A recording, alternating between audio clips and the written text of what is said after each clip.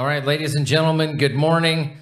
I hope everybody's had their complimentary coffee because we got a doozy for you this morning. Now, pay very close attention because my name is Commander and I'm the one that's going to be briefing you on the SCP you will be studying. What we're looking at today is SCP-4444, Special Containment Procedures. SCP-4444 is contained under the protocols established by the Foundation Classification Committee upon the introduction of the TICONDEROGA object class. This class, created specifically for SCP-4444, establishes rules and procedures for managing the ongoing containment of entities that are either too powerful or too evasive for the Foundation to contain using available technologies, but due to their nature do not require any sort of extensive containment procedures. The protocols established by the TICONDEROGA class are as follows. SCP-4444 is to be under constant, discreet supervision, including while in its own home. Neither Foundation or UIU personnel are to attempt to apprehend SCP-4444, as doing so has proven only to aggravate its anomalous characteristics. Both the Foundation and the UIU are to have a staff of trained crisis negotiators on site in order to facilitate discussions with SCP-4444 should it become aggravated. Due to SCP-4444's demeanor, this has proven an effective strategy in negotiating resolutions to anomalous outbursts. Neither the Foundation nor the UIU are to attempt to remove SCP-4444 from the head of former United States Vice President Al Gore. Doing so has only proven to aggravate the entity, resulting in near breaches of containment. Al Gore's public appearances are to be limited, with his agreement, in order to prevent possible exposure of SCP-4444's anomalous abilities. After a 9-2 classification committee vote, it was resolved that the TICONDEROGA class be established for use in monitoring SCP-4444's actions. Due to the protocols of the TICONDEROGA class, SCP-4444 can be quickly moved to a different object class without the need for a classification committee vote, should it begin to show signs of disruptive anomalous activity. So far, this has not proven necessary. As part of an agreement with the United States government, SCP-4444 is to be jointly monitored by available Foundation assets, some of whom are to make up its personal security detachment, along with agents from the UIU. Beyond this observation and further auxiliary research, no other containment procedures are required by current TICONDEROGA class protocols. Now, access to this file will be made available to both Foundation and UIU personnel with appropriate clearances. Description: SCP-4444 is an incorporeal extra-dimensional entity that has been cohabiting the body of former United States Vice President Albert Arnold Gore Jr., presumably since late 1998. The entity is invisible to the naked eye, but appears under infrared as a long, slender, translucent, hexagonal pyramid with 6 triangular vents, one at the top of each of its 6 faces, emerging from the upper back of Vice President Gore's head. The entity is inscribed with numerous glyphs written in an alien language, many of which glow when it is co-opting the voice of Vice President Gore. SCP-4444 is capable of altering the dimensionality of Vice President Gore, allowing him to become incorporeal in order to evade or escape containment. When doing this, SCP-4444 begins to glow brightly under infrared, and both itself and the Vice President become capable of walking through any and all physical barriers. Foundation engineers have not yet discovered the technology capable of restraining SCP-4444, making it impossible to maintain containment of the entity. Beyond this, SCP-4444 appears to have a number of other anomalous abilities, making it a consistent threat to informational awareness breach. Despite this, since the end of the 2000 United States presidential race, SCP-4444 has expressed none of these anomalous abilities.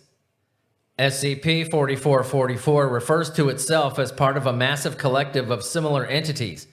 It responds to the name Gore and can speak by co-opting the voice of Vice President Gore, though its speech patterns are unusual and typically difficult to parse, likely due to the translation barrier between SCP-4444's native means of communication and Vice President Al Gore's brain.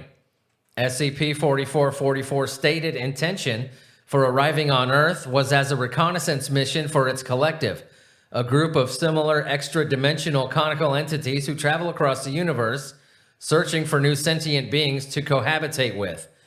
By SCP-4444's own admission, the result of this cohabitation usually results in the destruction of the host planet, typically due to greenhouse failure, as SCP-4444 and presumably other instances like it produces an unusually high amount of greenhouse gases when directly exposed to solar radiation.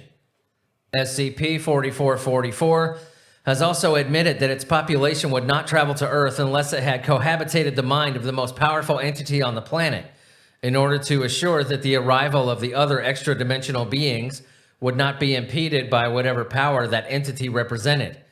When SCP-4444 arrived in late 1998, it mistakenly believed that person was Vice President Al Gore.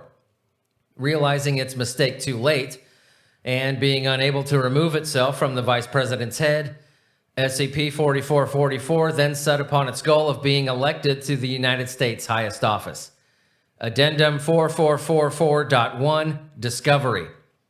SCP-4444 was discovered by two agents of the Unusual Incidents Unit, both of whom were assigned to President Bill Clinton's Secret Service at the time. The agents, codename Ringwald and Porterhouse, were listening in to the following phone conversation held between President Clinton and Joe Andrew, who was at the time the chair of the Democratic National Committee. I'm going to go ahead and read the internal audio recording transcript for you. Begin log. Clinton, this is the president. Andrew, Bill, it's Joe. Clinton interrupting. Joe, hey man, how you been? We were just talking about you the other day. You know we've got that dinner coming up. And Andrew interrupting. Yeah, I know, Bill, but look, we got something weird going on. I thought I'd talk to you first. Clinton, what's that? Andrew, I just got off the phone with Vice President and he told me that he's going to be running in 2000. Clinton, is that right? Hell yeah, good for Al. He'll be great. Andrew, yeah, see, that's the thing, Bill. He starts talking about how he's got some sort of, I don't know what he said, like some sort of extraterrestrial living in his brain, and how, Clinton, extraterrestrial? You mean like the ET? Andrew, precisely, sir. He starts talking about how this alien in his noggin wants to run for president so it can sodomize the world or some such nonsense. He's really off his rocker. Clinton, audibly laughs. You know, Al, he's gotten into some stuff before. Might have just been some of the old reefer or, what have you. Andrew, no, see, I thought that too. I called Daniels, his security chief. Says he's been sitting in his office all night trying on hats. Hasn't touched anything. No reefer, not a drop of booze, nothing. He said he's walked in on him a few times talking to himself. It's the most bizarre thing. Clinton. You know, Joe, it might just be the stress getting to him. There were a couple nights early on where I would just start seeing Mickey Mantle sitting in my closet and I'd have these big, long conversations with him. Ask Hillary. She could hear them from the next room. It's like this. It's just the stress, Joe. Nothing to worry about. Andrew, that's not all, sir.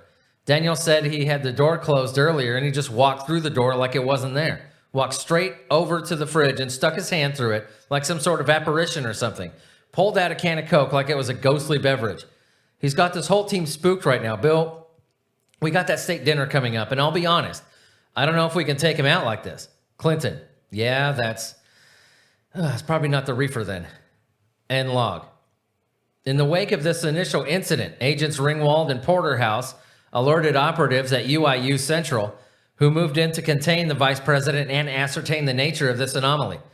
Unfortunately, due to that anomaly, the vice president could not be restrained and insisted he was fine. When it became apparent that the anomaly was outside of the UIU's ability to control, assets within that organization reached out to us. Once the Foundation discovered that SCP-4444 was outside of their ability to contain as well, alternate containment protocols were discussed. Addendum 4444-2, Interview. The following interview was conducted between Site Director Alex Mabel, Site 14, FBI Associate Director of Special Units, Adam Spironi, and Vice President Al Gore. Let's see here. Yep, I do have it. Here's the transcript. I'm going to go ahead and read it for you. Begin log. Mabel. All right, let's begin.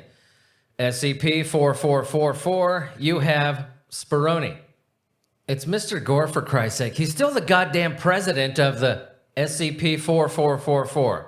Now, Adam, please, it's all right. Let the gentleman talk and see what he has to say. Mabel. Thanks. Mr. Gore, as you well know, we've recently been following your actions and have noted some peculiar changes in your behavior. SCP-4444. Well, I can't imagine what those might be. I still put my pants on like the other guys, one leg at a time. Mabel. Yeah, see, you actually seemed to phase into your pants the other day. Spironi rolls his eyes. They think you're some kind of spook or phantom, Mr. Vice President. Are you a spook or a phantom? SCP-4444. Well, golly, I mean, I don't think so. I don't think I've partaken in any hauntings as of late, at least none that I remember. Spirioni and SCP-4444 laugh. Mabel. Mr. Gore, we did a routine scan of your home using thermal and infrared cameras to see if we could detect any unusual activity, and it seems that you have a meter-long incorporeal spike coming out the back of your head. SCP-4444. Now that's silly. Look, he pats the back of his head. Don't you think I'd notice some sort of long implement protruding from back there? Spirioni. Of course, sir. Definitely, sir. It's just that... Mabel, you haven't had any strange dreams recently, have you, sir? Or maybe some kind of unusual cravings? SCP-4444. Well, now that you think of it, I did have a dream the other night about some food I had a while back. I don't get many food dreams, you know. Spirioni. There, see? Just a food dream. He's not... Mabel. Mr. Gore, you wouldn't be harboring any alien intelligences, would you? Vice President Gore then pauses and furrows his brow. He opens his mouth to speak. All that comes out is indistinct garbling. Spirioni. Excuse me? Mabel. Hang on. Say that again, sir? SCP-4444. Opens mouth again, and the sound of a radio being tuned is audible. Spirioni. What in the name of Mary is this? Mabel. Hello? Is there anyone else in there? The tuning sound is present for a short while longer until Vice President Gore's voice is audible again. SCP-4444. Wonder Nuts. Wonder Nuts. Name of Garber Gore. Presented? Spirioni. Huh? Mabel. Hello there. My name is Director Mabel, and we... SCP-4444. Well, hang out now, Garber. Hang out. I haven't done proper introductions yet. SCP-4444. Nefariousness. Fallacy. Uptake the nonsense. Garber Gore accounted. Identification where on the other? Mabel. I think he wants your name, Spirioni. Spirioni. I'm Adam Spirioni. SCP-4444 audibly sighs. Well, boys, I suppose the old cat is out of the bag. Seems like I've got an unintended traveler through this thing called life. This is Garber, last name Gore. He's taking up residence in the old dome here, see? Mabel, when did you first encounter this being? SCP-4444. Incandescence, illustriousness, indeterminable. Well, let's see. It was just a few nights ago, I believe.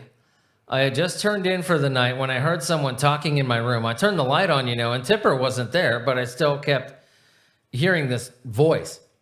Turns out it was my buddy Garber here, tuning into my brain. Spirioni, is it making you talk like that? SCP-4444. I think old Garber here really doesn't see things like you and me. He just sort of gets his meaning across and it sounds all funny. He's a real funny dude, very peculiar. Spirioni, yeah, seems like it. Mabel, Mr. Vice President, do you believe you're experiencing any changes in thought, mood, any sort of psychological or emotional shifts at all? SCP-4444. I think maybe. Ever since Garber set up shop here in my head, there's definitely a union going on there. Sometimes it's hard to tell where the line between Al and Garber is, We're like best friends, lifelong pals. It's sort of funny. I hadn't actually considered running or anything, but Garber is very persuasive. Mabel.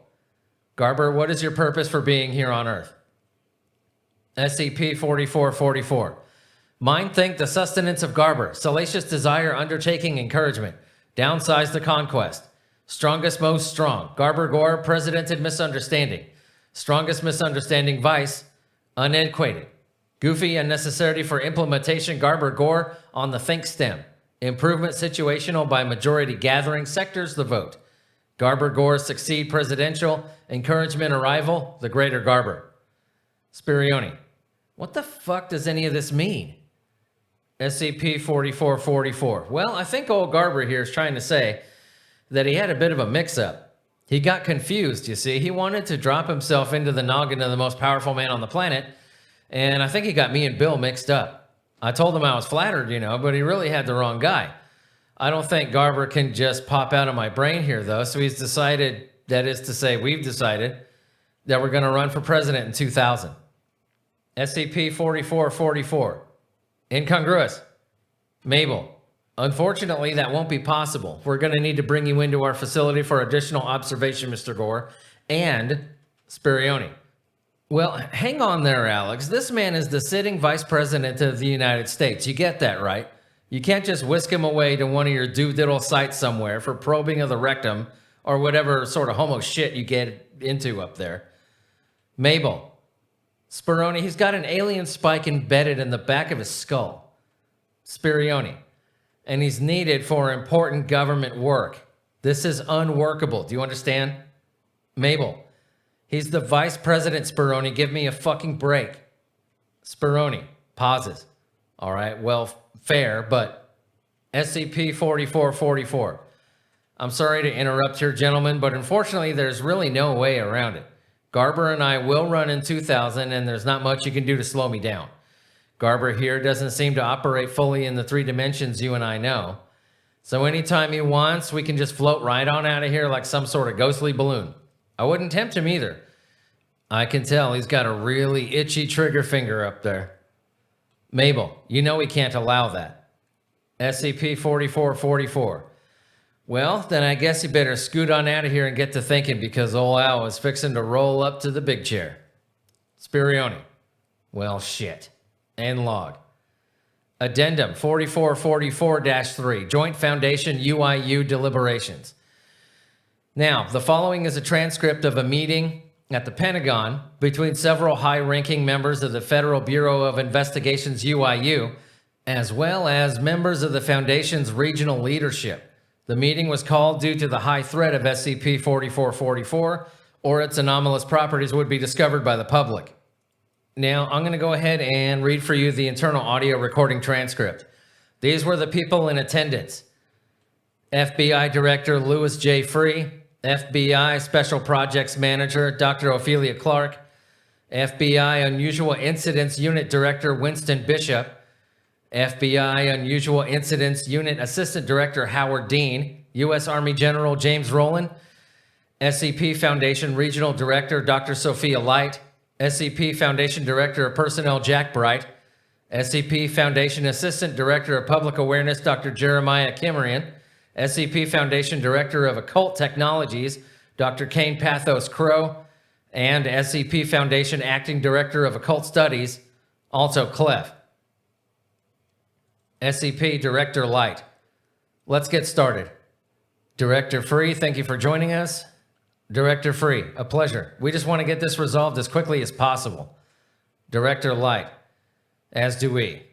Now, as all of you may know, we spent some time at Vice President Gore's home last week trying to work out the details of how we might get him out of the situation he's in.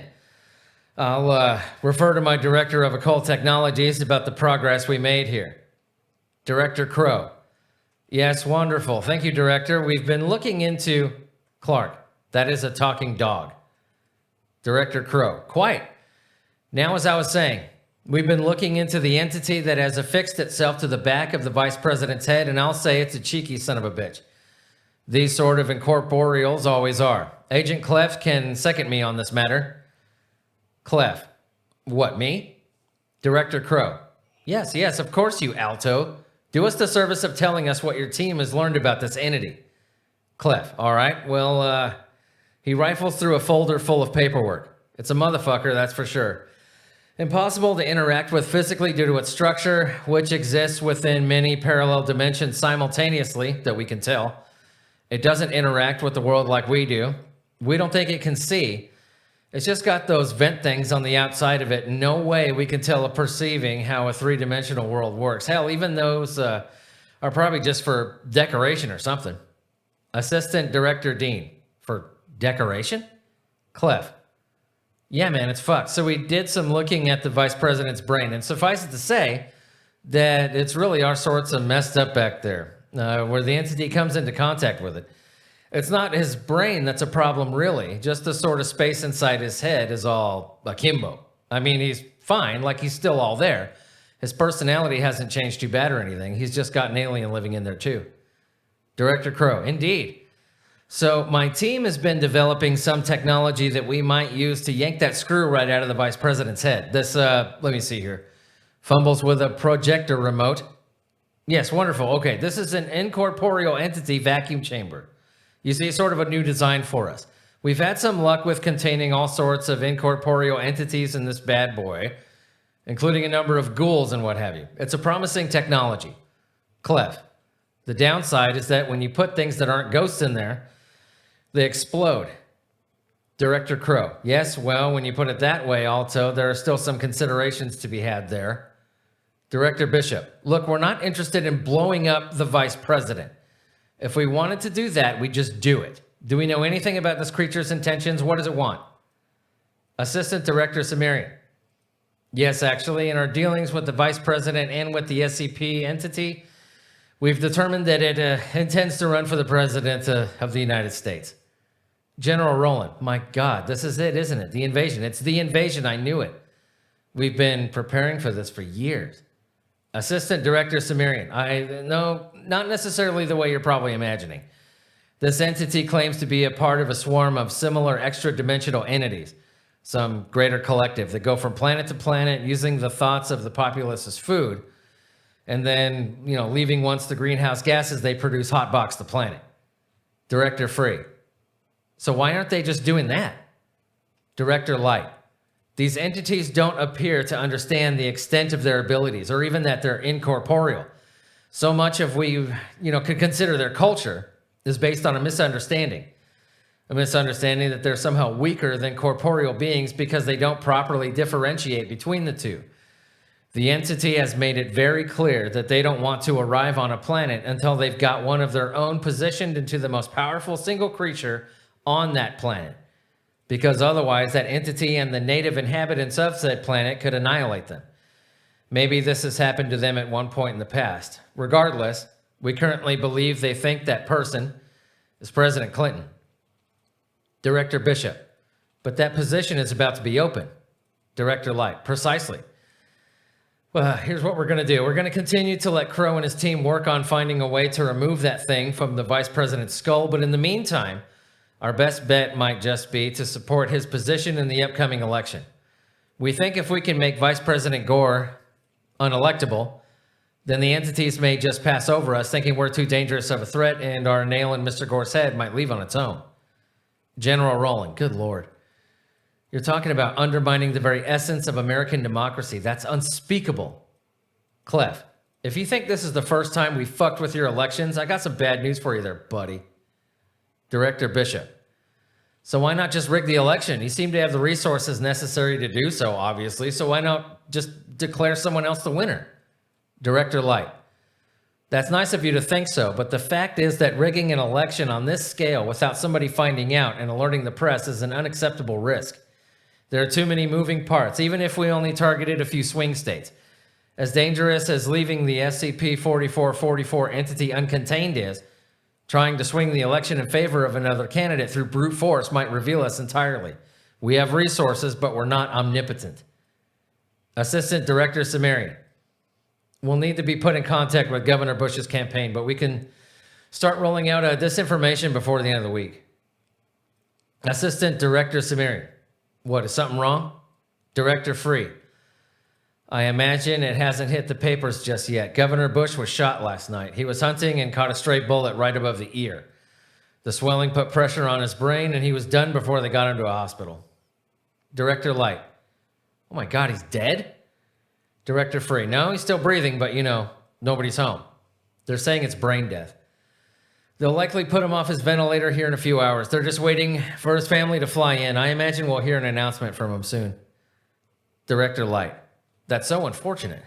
But he's still breathing, right? Dr. Free. Yes? Dr. Light. So his body's still working, like all the bits and pieces are still functional? Director Free. Yeah, but I don't know how this is relevant. Director Light. I know how we're going to oppose Vice President's campaign. Director Bright. Oh, no, you fucking don't. End of log. Addendum 4444-5, Presidential Race Disinformation Campaigns. Before it could be announced that Governor George W. Bush had passed away from damage done to his brain, Foundation and Bureau operatives collected the body and moved it to a Foundation medical center where the damaged parts of the brain could be restored. After the treatment was complete, SCP-963 was applied to the brain-dead body of Governor Bush. As expected, Director Bright assumed the form of Governor Bush. Afterwards, with the 2000 United States presidential race now in full swing, the Foundation's Department of Public Disinformation began drafting methods to discredit Vice President Gore during the campaign. Attached is a list of some of those methods, the majority of which were discarded. Disinformation Campaign Proposal 23, codename Tarbelly. Proposal: create disinformation that accuses Vice President Gore of poisoning the water in a small third world town or village out of spite. Could be upgraded to a larger third world town or small American suburb if necessary. Status: rejected. No towns with reasonably convincing poisoned water supplies. Disinformation Campaign Proposal 26, codename Porky. Proposal: create altered images implying that Vice President Gore once engaged in relations with a pig, uncertain whether larger or smaller pigs would generate a more negative response. Status: rejected. No farm experience as a child. Additionally, photo editing methods are insufficient to create a believable image of the Vice President engaging in relations with a pig. Disinformation Campaign Proposal 51, codename Star Wars.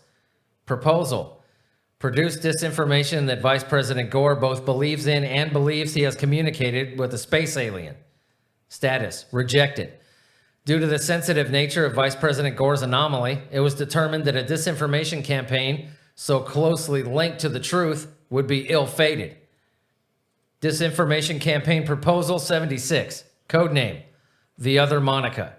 Proposal: produce disinformation that Vice President Gore was in actuality the individual involved in the Clinton sex scandal and that Monica Lewinsky was brought in to take the fall for the illicit affair. Status: accepted. On a 5-4 vote, a Containment Committee Special Proposals Board approved a plan to introduce information to discredit Vice President Gore by insinuating he had been involved in a homosexual affair with President Bill Clinton. This information was leaked just before the incident now known as the September debate, unwittingly leading to what nearly became the largest breach of informational security in modern Foundation history. Addendum 4444-6, the September debate. While Director Crow's teams continued working on technology to allow them to interact with the incorporeal SCP-4444, Director Bright, posing as Governor Bush, and SCP-4444 interacting through Vice President Gore, agreed to an early debate, one immediately before the 3 primary October debates. In reality, the debate was set up by the Foundation personnel in order to control the environment in which the candidates would be debating, in order to assure that any potential information security risks could be managed. The debate was held at the Plainfield Christian Church in Plainfield, Indiana. Journalist Jim Lear was brought in to moderate the debate. The video stream from the debate was set on a 3-minute delay to account for possible anomalous disruptions throughout the broadcast. The following is the full transcript of the video recording of this event. Moderator Jim Lear enters the auditorium, waving briefly at the assembled crowd. The audience stands and applauds. After a moment, they return to their seats. Lear: hello, everyone, and thank you for coming out to tonight's Crossroads of America Town Hall debate, sponsored by the Eli Lilly Corporation, between the Republican candidate for president, pauses for applause, George Bush of Texas, and the Democratic nominee, Vice President Al Gore. Tonight's debate will be structured like this. We'll be selecting members of the audience to come up toward the stage to one of these two microphones here and addressing their questions to the candidates directly. We ask that nobody take more than 15 seconds to ask their questions, after which the candidate they have addressed will have 3 minutes to respond. The other candidate will have 1 minute of rebuttal. My job is to keep things moving. Lear. Now, without further ado, Governor George W. Bush and Vice President Al Gore. Both men walk onto the stage from different sides. The crowd stands and applauds. This continues for several seconds until the stage manager calls for the crowd to be seated. Lear. Mr. Vice President, Mr. Governor, welcome to beautiful Plainfield, Indiana. Thank you for being here with us.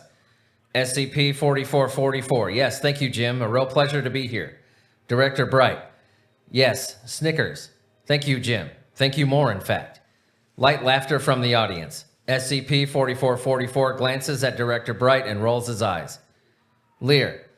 Let's start with our first question. Go ahead and tell us your name and who your question is for. A woman at the mic says, "Hi, yeah, my name is Stacy Strugel, and my question is for the Vice President. In the primaries, you talked a lot about your leadership abilities and your experience in the White House. What do you think makes you a more capable leader than Governor Bush?" Lear. 3 minutes, Mr. Vice President. SCP 4444 stands. Well, that's a great question, Jim and Stacy. I'd like to thank you for asking it. Over the last 8 years, I've experienced numerous struggles while working as a member of the executive branch. It's been my honor to do so, but I also learned a lot from that. Specifically, I learned that you need a cool head in the Oval Office to ensure America's interests are protected, as are the interesting compliances where about matter and compliances and troglodyte hernias. Slight murmuring is heard from the crowd. Lear raises an eyebrow while Director Bright raises both. SCP 4444. When you see someone sitting in that chair, you want to know for sure that they're the best ambivalent vicarious corn cake caliper available for the job. And you can be sure that a vote for Gore is an underestimated vote for respectability, neutrality, lampposts. Sits back down, seemingly satisfied with his response. More murmuring from the crowd. Director Bright appears to be holding back laughter. Lear turns toward him. Lear, I see. Governor Bush, your response. Director Bright. Yeah, I think what my tongue-tied opponent here is trying to say is that you want the best man for the job in that chair. America, I am the best man for that job. I've run a clean ship down in Texas, no funny business. We take care of our own and protect the things that matter the most to Texans. Does that mean we put retards in the chair sometimes? Maybe. Maybe it does mean that. Maybe it means we burn through gas like an 80-year-old smoker in an iron lung does with her parliaments. It's like my pappy always said, you gotta scramble some eggs if you want to make a fucking omelet. And oh baby, do we scramble some eggs. Lock them in there and let them fry. Concerned murmuring from the crowd. Members of the crowd begin to look around the room. Lear laughs nervously. Dr. Bright. I'll tell you one thing though. Lear. Mr. Governor, your time is... Director Bright interrupts. There's two things that ain't gonna be in my White House. The first is communist. We broke the Red Menace 10 years ago, and we ain't gonna be inviting her back. The second is secretary fuckers. In a Bush White House, you know for damn sure we're only fucking one things, our wives aggressively. And the retards, of course. But you know what they say? You can take the boy out of Texas, but you can't take the Texas out of the boy. Crowd gives half-hearted applause. Numerous members of the audience are beginning to look around with uncertainty. Camera pans back to Lear. In the back of the frame, a person in a gray pantsuit, Foundation Regional Assistant Director, Tildia Moose, is seen furiously gesturing at Director Bright, who seems to not notice. Lear. All right, well, okay, so let's move on to our next question. Yes, you there, go ahead and give us your name and Agent Calloway. Yes, this question is for Vice President Gore. I'm Lear. Excuse me, the next question needs to be for the governor. Agent Calloway, a writer for the Post. And at the conclusion of this event, we're going to be dropping a story about how it was actually you under that desk instead of Monica Lewinsky. A gasp is heard throughout the crowd. Agent Calloway, and that you and President Clinton framed that girl to cover your illicit love affair. Is that true? Director Bright, you know, Jim, I'd also really love to hear the answer to this question. Lear, no, that's not. SCP-4444. Now hang on one gosh darn minute there, George. Is this some kind of setup? I didn't have anything to do with the events you're describing. Agent Calloway. 1 minute there, Mr. Vice President, because if you'll see here, I have photographic evidence of this illicit behavior. You'll note, you there, down on your knees, and SCP-4444. Well, that's just preposterous. I would never do anything like that. Director Bright. I don't know, Al. That looks pretty convincing to me. SCP-4444. Now, you just, at this point, loud, angry vocalizations are heard from the crowd. Several fights begin to break out, but the camera keeps rolling. Director Bright. Here's what I'll ask y'all, America. Do you want to see a strong man in the chair or a weak man under it? SCP-4444 stammers inaudibly over the sound of the audience. Director Bright. All part of the plan, boys. I call that my strategy. Got him. At this point, a chair is thrown onto the stage from off-screen. Assistant Director Moose is seen attempting to rush the stage, but is held back by the audience that has become belligerent and aggressive toward each other. A few members of the audience try to come on stage, but Foundation security personnel intercept them. SCP-4444 is seen looking around the room in despair. Jim Lear appears to be hiding behind his chair as more objects are thrown on stage by the crowd. Director Bright snickers at his seat. The space above the audience begins to distort. SCP-4444's eyes glow brightly, and suddenly members of the audience start to change shape. SCP-4444 stands, waving its arms above its head.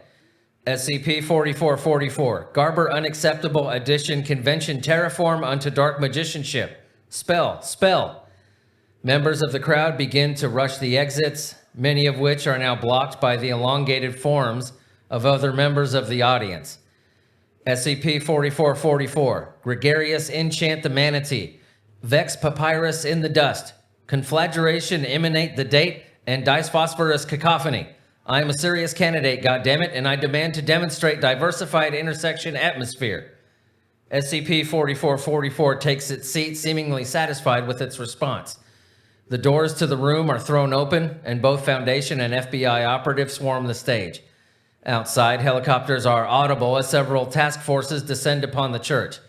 SCP-4444 leaps over the desk and runs toward the wall. SCP-4444, Spruce Goose Vamoose, Garber Gore elected in superfluous agreement. SCP-4444 disappears through the wall. As it does, the ceiling above the room explodes as charges are set off, and more Bureau agents descend through it on grapples. As everybody in the audience returns to their human forms, a group of agents, including Assistant Director Moose, are seen grabbing Director Bright and ushering him quickly off the stage. The situation comes under control, and the broadcast ends. Now, during the events of the September debate, when it became clear that Director Bright was not cooperating with expected procedure, the majority of broadcasts were shut down. One smaller station, however, continued broadcasting throughout.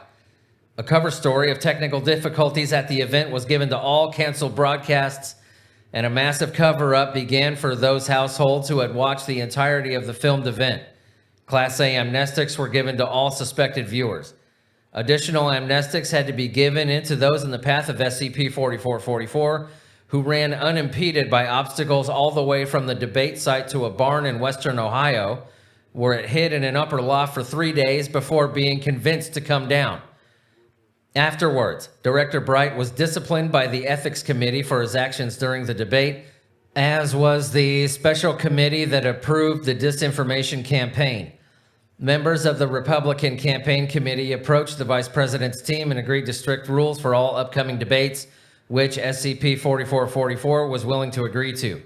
After Director Bright met with a disciplinary committee consisting of Regional Director Light, Assistant Director Moose, Director Holland, Director Mann, Director Wilson, and Assistant Director Amon, he too agreed to terms regarding the October debates. Addendum 4444-7, television ads.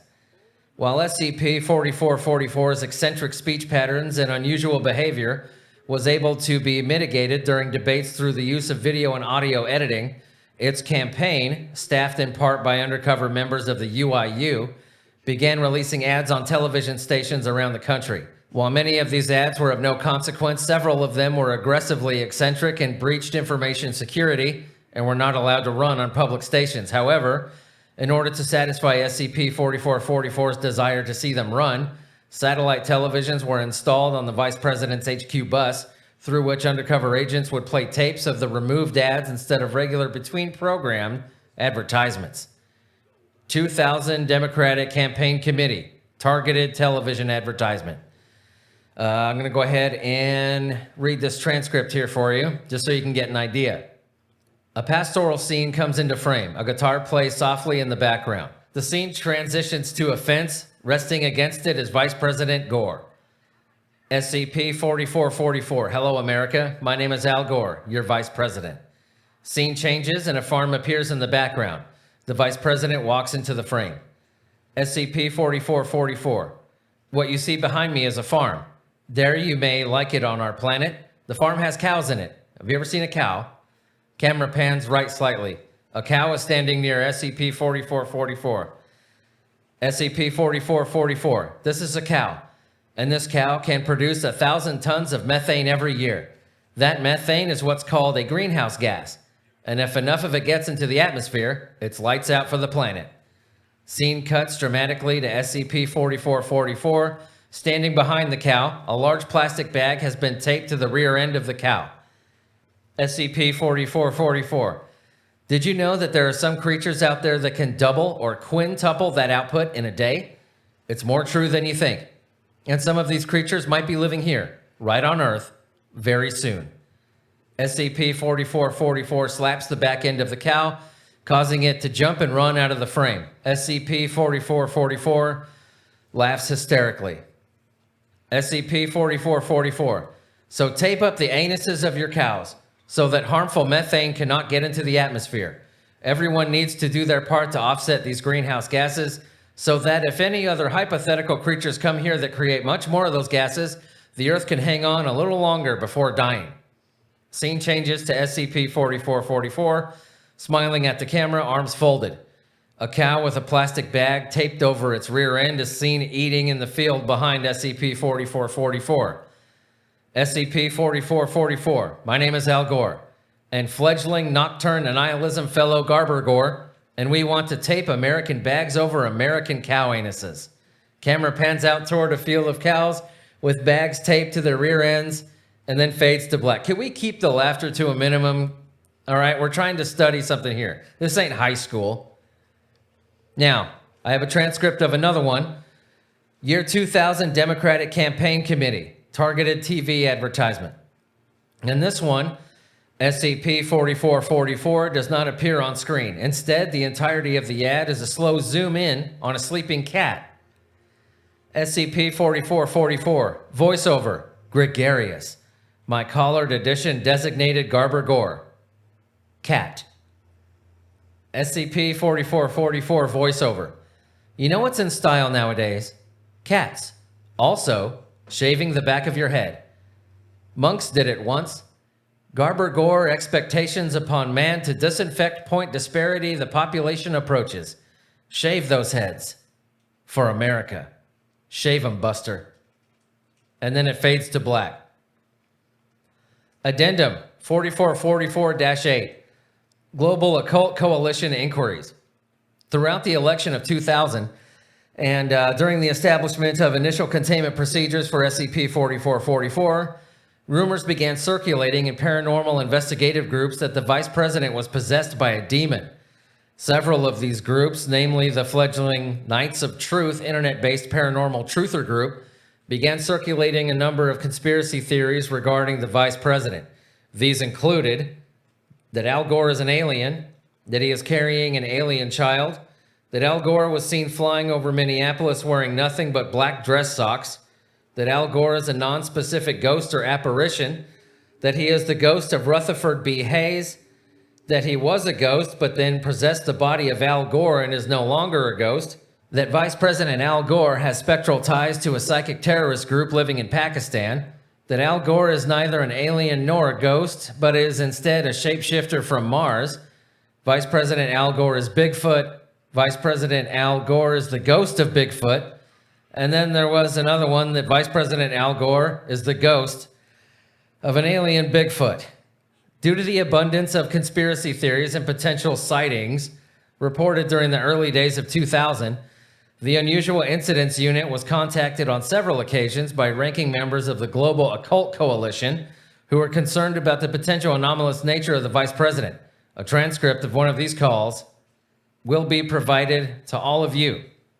Now, Addendum 4444-9, November 7th, 2000. On November 7th, 2000, citizens across America began casting their votes for the presidency of the United States. Early polls showed a slight advantage for Governor Bush, which almost immediately evaporated after major news networks declared Florida to Vice President Gore. Foundation agents across the country began enacting emergency protocols, attempting to disrupt voting while maintaining discretion. The majority of these attempts failed, as there simply were not enough agents available to maintain these efforts. Shortly before 8 p.m. Eastern Time, after major networks announced that Vice President Gore had taken Florida, a contingency plan was enacted, codenamed Red Velvet, that would hopefully ensure the ongoing survival of the human race should the Vice President win the election. The following telephone conversation took place between 052, Director Free of the FBI, and Regional Director Light. Free. So we're decided then. 052. Yes, the council has made its determination. After everything that has happened, this may be our only opportunity to make a move. Free. How do we know the other entities won't see through our attempts? What if they just send another one of those things down here to supplant the next president? Light.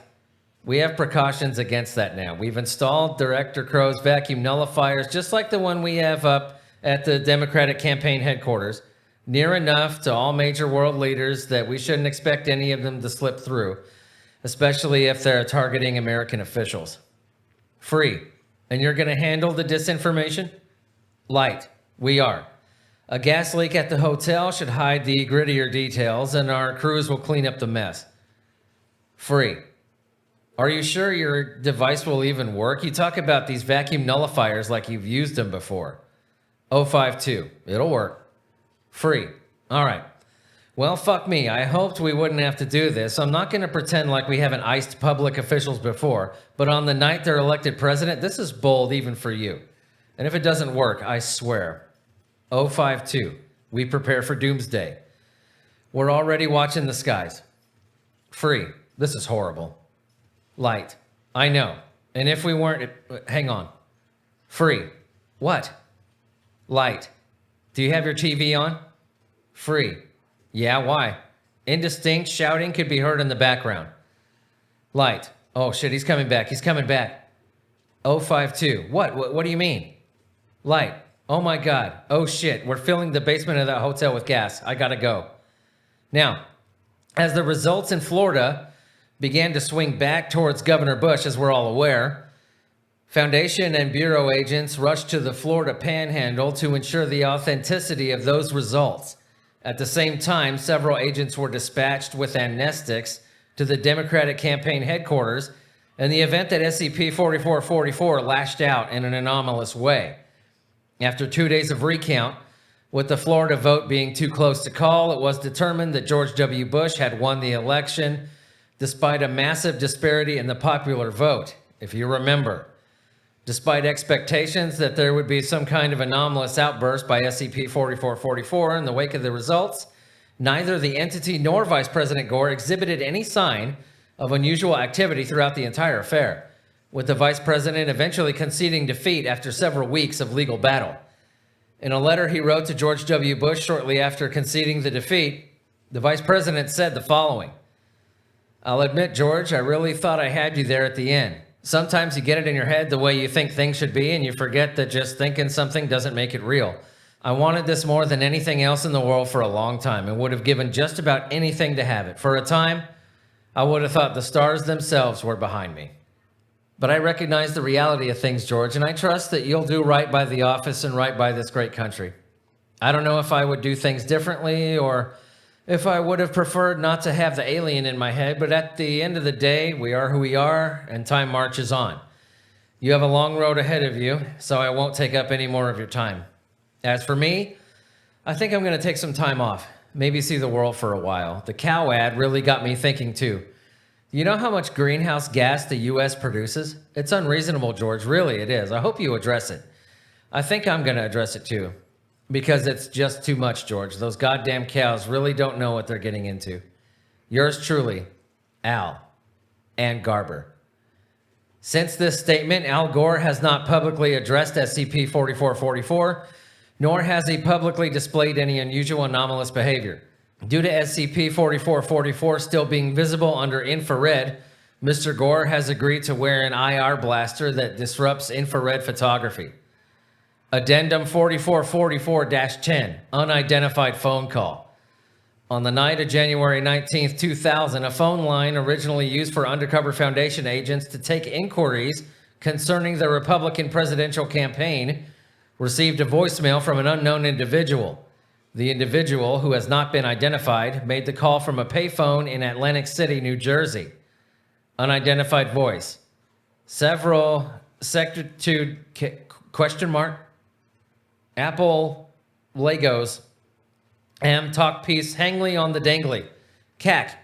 Any howitzer. Fortuitously this, the Electron College has been fill-stuffed for rim rams to jim jams. Maximilian Ballatry for Florideer to Floridaire. Indeedings, Uncle Pointy, MR being several unwelcomeds, town not bigly sufficient for the bonditude of me include. Please am to be deposit exactly, lot strangle fruits for services rendered to gas highest bidder and how. Shrubbery Junior and the Crown Snag at Lasters. Cack.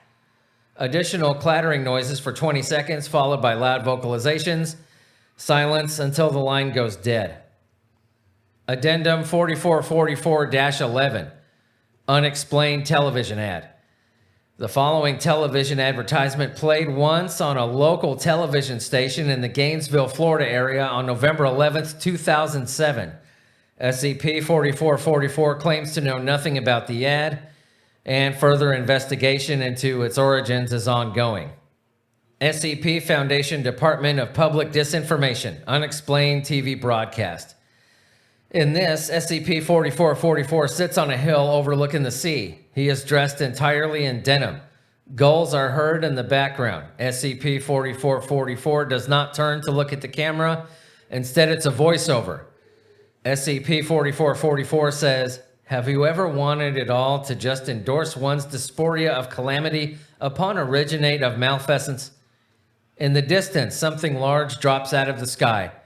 SCP-4444 smiles. I'm Al Gore, and I want to be your last American president." All right, ladies and gentlemen, I know that was quite an involved one, but let me remind you, this is a class TICONDEROGA. And all the material that I've sent out to read before you even walked in this room should bring it home to all of you that this is beyond classified. Level 4-4444 classified, to be specific. Unauthorized access to any of these materials is for